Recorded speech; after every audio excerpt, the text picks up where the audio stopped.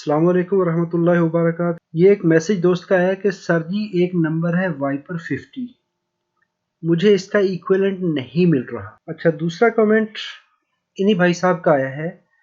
तो उन्होंने लिखा है कि सर जी एक मैकेनिक को मैंने मशीन बनाने के लिए दिया था, तो उसमें 2 कंपोनेंट नहीं मिल रहा, ऐसा दुकान वाला का बोलना है। वाइपर 50 और 9013 ट्रांजिस्टर है। ट्रांजिस्टर के लिए तो आप alltransistor.com पे जाएं और वहाँ पे 9013 लिख दें। अच्छा, एक और चीज़ जो है, 9013 सिर्फ 9013 नहीं होता, उसके साथ कोई ABCDEF कुछ भी होगा। तो अभी देखें 9013 में एक लंबी लाइन आ जाती है। अभी C9013 है, G9013 है, सिर्फ 9013 है, 9013D है, और अगर देखें तो 9013S है, CS9013 है, और उसमें एक बहुत बड़ी फैमिली है 9013 की।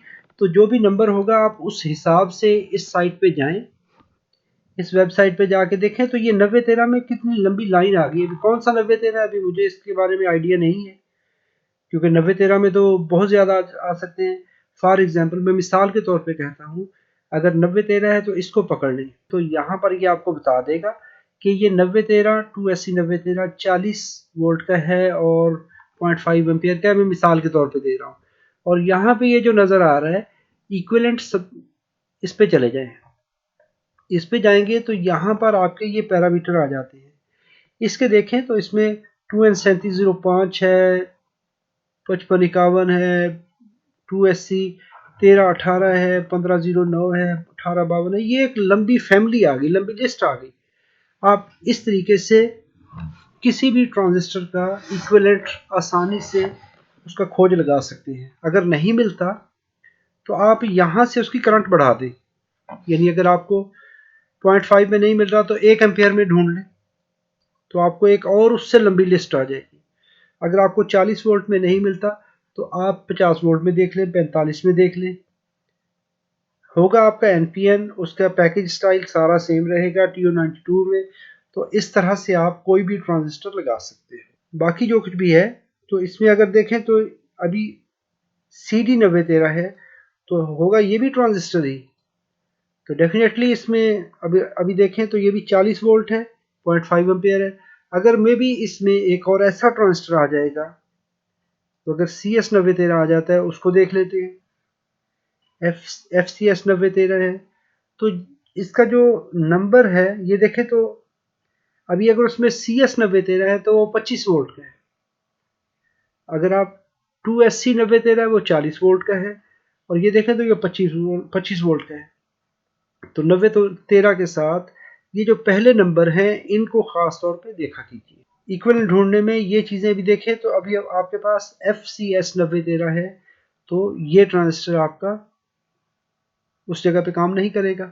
तो एक तो चीज़ ये हो गई। अभी दूसरी चीज़ पे बहस करते हैं हम, कि उन्होंने कहा है कि वाइपर 50।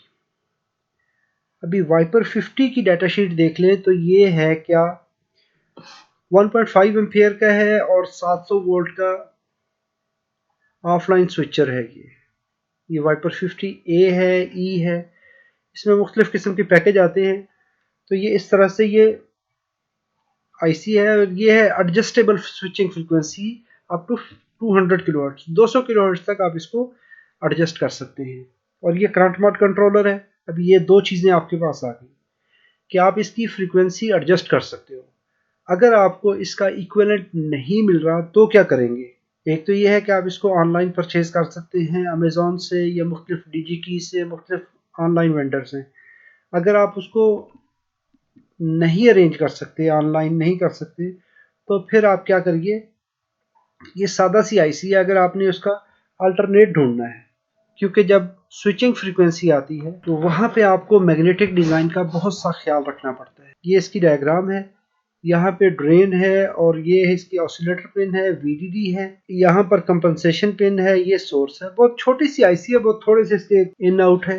तो ये 700 वोल्ट तक आप इसको यूज़ करते हैं, और 1.5 एम्पियर मैक्सिमम करंट है, और इसको इंटरनली आप लिमिट करते हैं। अभी अगर आपने उसके स्विचर को, उसके ड्राइवर को, जो भी आपके ट्रांसफार्मर में जो हाई फ्रिक्वेंसी ट्रांसफार्मर का ड्राइवर है, उस ड्राइवर में आपको कुछ चीज़ें देखनी होती हैं। वो क्या है कि सबसे बड़ा जो हमारा पैरामीटर है वो है स्विचिंग फ्रीक्वेंसी। क्योंकि ये आईसी फिक्स फ्रीक्वेंसी नहीं है, इसकी फ्रीक्वेंसी एडजस्टेबल है, तो यहाँ पर एक चीज़ आती है ऑसिलेटर फ्रीक्वेंसी। अगर आप 8.2 के का रजिस्टर लगा होगा और 2.4 नैनो का कैपेसिटर लगा होगा तो ये आईसी 100 किलोहर्ट्ज स्विच करवाएगी। अभी इस चीज़ को आप कहाँ से देखेंगे? और वीडीडी इसके इस वक्त सप्लाई वोल्टेज 9 से 15 वोल्ट के दरमियान रखेंगे। अभी इसकी डिज़ाइन देख लें। डिज़ाइन में ये बहुत सादा सा है। यहाँ पर इसका आरसीडी नंबर है और ये भी इसका बल्क कैपेसिटर है। तो इसने देनी है ड्राइव। बिल्ट इन इसका मॉसफेट है। मॉसफेट का सोर्स ग्राउंड है और ड्रेन इसका कनेक्टेड है ट्रांसफार्मर के साथ। यहाँ पर इसका कंपनसेशन आ जाती है। यहाँ पर इसको फीडबैक किसी भी ऑप्टोकपलर से आप नहीं दे रहे, ये है ऑफलाइन पावर सप्लाई। इसके साथ ये जो दो कंपोनेंट आते हैं R2 और C5, ये इसके दो कंपोनेंट मिलकर ऑसिलेटर को एडजस्ट करवाते हैं। यहाँ से 9 से 15 वोल्ट जो आप अप्लाई कर रहे हैं, यहाँ से जो एक्सिलरी वाइंडिंग है ये वाली, तो इसको आप मॉनिटर करेंगे कि कितने वोल्टेज आ रहे हैं, कितनी इनपुट है, फुल लोड पे कितने वोल्ट हैं और विदाउट लोड कितने हैं। अगर आपने इसको रिप्लेस करना है, ये मैं उस सूरत में बता रहा हूँ। कैसे कैलकुलेट करेंगे? आपको R2 और C5 जो ऑसिलेटर पिन पे जो दो कंपोनेंट लगे हैं, इनको पकड़िए, इनकी वैल्यू देख लीजिए। अगर ऑप्टोकपलर मोड में है तो ऑप्टोकपलर ऐसे लगा हुआ होगा कंपनसेशन पिन पे। यहाँ पे देखें तो C6 R3 और C11 ये लगे हुए हैं। यहाँ पर C6 R3 C11 लगे हुए हैं, लेकिन साथ में ऑप्टोकपलर यहाँ पे कनेक्ट हो जाता है। ये है इसकी offline power supply with optocoupler feedback. इसमें फीडबैक नहीं है और इस डिज़ाइन में फीडबैक है, लेकिन R2 C2 की वैल्यू सेम रहेगी। इसमें आप इनको चेक कर लीजिए कि वैल्यू क्या है। उस स्विचिंग फ्रीक्वेंसी को 2.3 डिवाइडेड बाई RTCT, ये इस जगह पे RTCT की वैल्यू लिख देंगे आप, तो उसको 1 minus 550 divide by RT minus 150 ये करेंगे तो इसकी स्विचिंग फ्रीक्वेंसी निकल आएगी। जब हमें स्विचिंग फ्रीक्वेंसी मालूम हो जाएगी तो हमारे लिए सारा काम आसान हो जाएगा। आप उस फ्रीक्वेंसी का कोई भी स्विचर बनाकर उस सर्किट में, बेसिकली हमने करना क्या है, हमने इस ट्रांसफार्मर को स्विच करवाना है। स्विच कैसे करवाना है? ये ग्राउंड, ये वाला, ये हमने इसको स्विच करवाना है इस जगह पे। आप क्या करें, ये अगर ये आपको नहीं मिल रही तो सोल्यूशन कैसे होगा? इसको निकाल दीजिए, एक मॉसफेट अरेंज कीजिए, मॉसफेट लगा दीजिए। कितनी? 1.5 एम्पियर की। इसकी RDS है 7 ओम या 5 ओम, तो उसके करीब तरीन जो भी रेजिस्टेंस बनती है, अगर उससे रेजिस्टेंस कम भी होगी तो कोई बात नहीं, लेकिन आपने स्विचिंग फ्रीक्वेंसी जो मॉसफेट को देनी है, जो उसका सर्किट आपने रिप्लेस करना है, तो उसके गेट को जो स्विचिंग फ्रीक्वेंसी, अगर आपके इन दो कंपोनेंट की वजह से अगर फ्रीक्वेंसी आती है, मैं कहता हूँ 60 किलोहर्ट्ज, तो आप यहाँ पे 3842 लगा दें, 3844 लगा दें, 3843 लगा दें, करंट मॉड कोई भी चीज़ लगा दें कि आपने ड्राइव देनी है इसकी गेट को। ये आईसी आप निकाल दीजिए, नई मॉसफेट लगाकर या नई कोई भी आईसी जो कि इसकी रेंज के करीब पड़ती हो वो लगा दीजिए, और उसके लगाने से आप उस गेट को ड्राइव दें तो आपका ये सर्किट एक्टिव हो जाएगा। आप इस सर्किट को बड़ी आसानी से यूज़ कर सकते हैं। सिर्फ करना क्या होगा कि इन दो कंपोनेंट की वैल्यू जब आपको मिल जाएगी तो जो फार्मूला मैंने आपको बताया है उस फार्मूले के हिसाब से आप उस आईसी को कंट्रोल कर सकते हैं। अगर आपको कोई भी आईसी नहीं मिलती तो आप क्या करिए, ये एक बुक है switch mart power supply reference manual, ये ऑन सेमीकंडक्टर की तरफ से ये बुक है। इस तरह का कैटलॉग ले लें, इसमें आपको बहुत ज़्यादा हेल्पफुल चीज़ें मिल जाती हैं। उसमें भी हमारी जैसी भी आईसी बनती है, इसमें सिंगल एंडेड कंट्रोलर देख लें तो इसकी यहाँ पर देख लें तो मैक्सिमम स्विचिंग फ्रीक्वेंसी अगर आपने ढूंढनी है कि 200 किलोहर्ट्ज़ तक आप ये डिज़ाइन कर सकते हैं मैक्सिमम। तो उसमें 34060 है, 33060 है। अगर ऑपरेटिंग मोड करंट मोड में ढूंढनी है तो यहाँ पर आईसी के नंबर आपको मिल जाते हैं, 3842 हैं, 43 हैं, 44 हैं, और ये 500 किलोहर्ट्ज़ तक आप इसको डिज़ाइन कर सकते हैं। तो ये सारे एडजस्टेबल हैं। ये जिसमें लिखा हुआ है मैक्सिमम यूजफुल ऑसिलेटर फ्रीक्वेंसी, तो इसको आप एडजस्ट कर सकते हैं।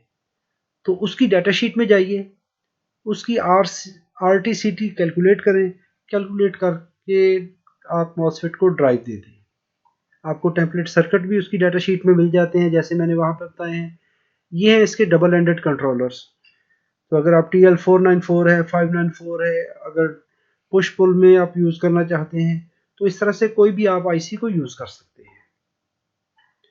इस तरह से आप किसी सर्किट को जो आपको आईसी नहीं मिल रही तो उसको आप इस तरह से मॉडिफाई कर सकते हैं। लेकिन जस्ट हमें किस चीज़ का पता होना चाहिए कि हमें स्विचिंग फ्रीक्वेंसी क्या है किसी सर्किट के अंदर। फॉर एग्जांपल उसमें कोई भी एक रजिस्टर की वैल्यू है 10 किलो ओम है, 1 नैनोफैरड का या 2 नैनोफैरड का कैपेसिटर है। आप उस आईसी की डाटा शीट में जाएं, डाटा शीट में जाकर आप बड़ी आसानी से इस तरह से ऑसिलेटर डिज़ाइन पे चले जाएं। उसके अंदर मुख्तलिफ आपको पैरामीटर बताए गए हैं कि अगर 40 किलो हर्ट्ज़ पे है तो कितना कैपेसिटर होगा, यानी उसकी मैक्सिमम फ्रीक्वेंसी देख लें। तो यहाँ पर साथ ही RTCT का चार्ट आ जाता है कि अगर आपने 100 किलो हर्ट्ज़ में 10 नैनो का कैपेसिटर लगाएंगे तो RT की वैल्यू आपकी 2 किलो ओम से नीचे आएगी। अगर आप ये कैपेसिटर यूज़ करेंगे 4.7 नैनो का तो RT की वैल्यू ये रखेंगे। तो ये इस तरह से हम इसके ये चार्ट बड़े यूज़फुल होते हैं। मेनली हमें उसकी फ्रीक्वेंसी का पता होना चाहिए कि कितनी फ्रीक्वेंसी पे। देखिए फ्रीक्वेंसी की ज़रूरत क्यों पड़ती है।